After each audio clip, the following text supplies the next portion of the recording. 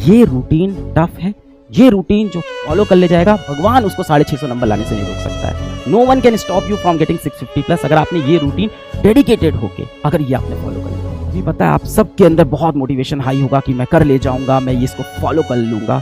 ये schedule follow करना इतना आसान नहीं होने वाला है। आज आप सब मुझसे वादा करोगे, ये वादा आपने क्लास 11 में भी खुद से किया था, अपने माँ बाप से भी किया था, अपने भगवान से भी आपने ये वादा किया था क्लास 11 शुरू होते वक्त कि मैं बहुत कड़ी मेहनत करूँगा। कोई बात नहीं बेटा, पावर प्ले का वक्त आ गया है, लास्ट ओवर्स बचे हैं और इस समय भी बहुत से लोग होंगे जो रेस में अचानक से दौड़ते हुए आएंगे और आगे निकल जाएंगे। क्या होता है ना, जिस बच्चे की तैयारी अच्छी चल रही होती है वो स्टैग्नेंट हो जाता है, उसे लगता है सब सही चल रहा है, मैं ठीक कर रहा हूँ, मैं तो सेलेक्ट हो जाऊंगा। पर अब आप जब जिसके पास प्यास है, जिसको भूख है, वो पीछे से दौड़ता हुआ आएगा और अचानक से आगे निकल जाएगा। This is the time for you to shine and rise. समय यहाँ पे बचा हुआ है, आप अभी भी यहाँ से चीजें संभाल सकते हैं। अब आपकी मान लो 5 से 11 क्लास हुई तो आपने शाम को 5 PM पे आप बैठे, 11 PM तक आपने क्लास ली। और देखो ये टफ है, मैं मान रहा हूँ, ये ऑर्डिनरी सिचुएशन नहीं है, पर आप भी अभी ऑर्डिनरी सिचुएशन में नहीं हो। जो भी इंसान बेटा ऊंचाइयों तक गया है ना, वो लड़ा है, घिसा है, रोया है, पर उसने अपने आंसू खुद पोंछे हैं, कोई आके उसके आंसू नहीं पोंछने वाला है। तो अगर आपकी जिंदगी बहुत अच्छी चल रही है तो डेफिनेटली कुछ बहुत गलत चल रहा है बेटा। If everything is smooth in your life, something is terribly wrong in your life. तो यार जीवन में कष्ट होना जरूरी है और ये कष्ट अब आपको उठाना पड़ेगा। यहाँ से 5 से 11 हमने लाइव क्लास अटेंड की। इसके बाद बेटा यहां से कंपलसरी है कि आप रिवाइज करके सोना, रिवीजन किए बिना मत सोना। 11 बजे क्लास खत्म की, आधे घंटे का आप ब्रेक ले लेना। 11:30 से आप बैठ गए और 11:30 से बैठ के एक रफ प्लान बता रहा हूँ। 11:30 से बैठ के आपने 1 बजे तक बैठ के एक रफ रिवीजन कर लिया, एक बार एक रिवाइज कर लिया, सारा नोट्स एक बार सरसरी निगाहों से पलट लिया। अब आप सो जाइए। अब आप सुबह उठिएगा। सुबह मान लेते हैं 1 बजे सोए, मैं मानता हूँ आप अभी भी 7 घंटा सो रहे हो, मैं मान लेता हूँ आप सुबह अभी भी 8 AM पे उठते हो। 8 AM पे उठे, आप फ्रेश हुए, 8:30 AM तक बेटा आप रेडी हो गए, फ्रेश होके बैठ गए अब आप पढ़ने। मम्मी ने लाके चाय रख दी, नाश्ता रख दिया, दूध रख दिया, दूध पीजिएगा, सबसे हेल्दी होता है, हेल्दी चीजें खाइए। देखिए पेट अच्छा रहेगा, आपका दिमाग अच्छा चलेगा, ये सारी चीजें आपको अफेक्ट करेगी। छोटे छोटे फैक्टर इस टाइम बेटा आपके लिए काम के होंगे। तो आपने ये किया, 8:30 AM पे आप बैठ गए पढ़ने। अब 8:30 AM पे सबसे पहले आपको बेटा क्या करना है, जो सबसे इंपॉर्टेंट चीज बच्चे लैक करते हैं वो होता है रिवीजन। अब आपको फिर से रिवाइज करना है सेम लेक्चर को, नोट से एक बार सरसरी निगाहों से फिर से एक बार आपने अच्छे से रिवाइज किया।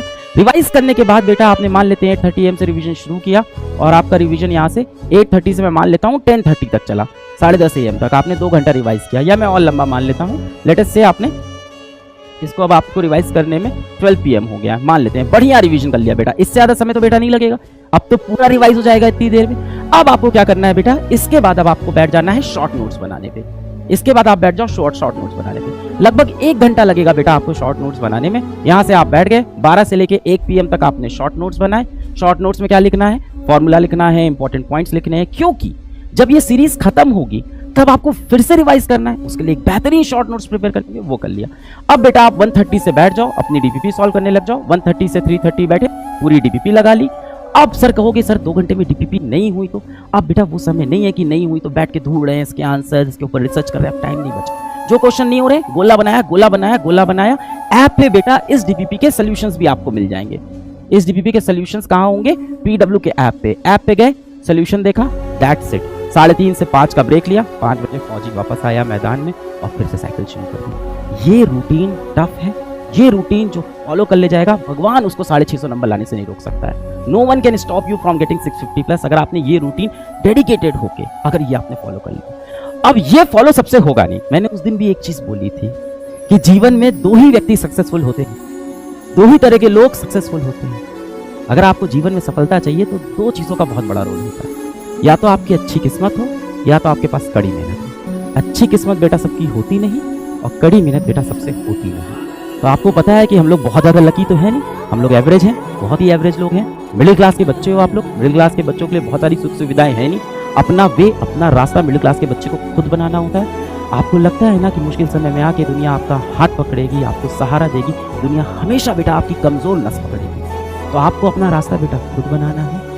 अच्छी मेहनत शायद हम लोग की है नहीं, अच्छी किस्मत हमारी शायद खुद की है नहीं। कड़ी मेहनत करेंगे, अपनी किस्मत को अपने पास लेंगे।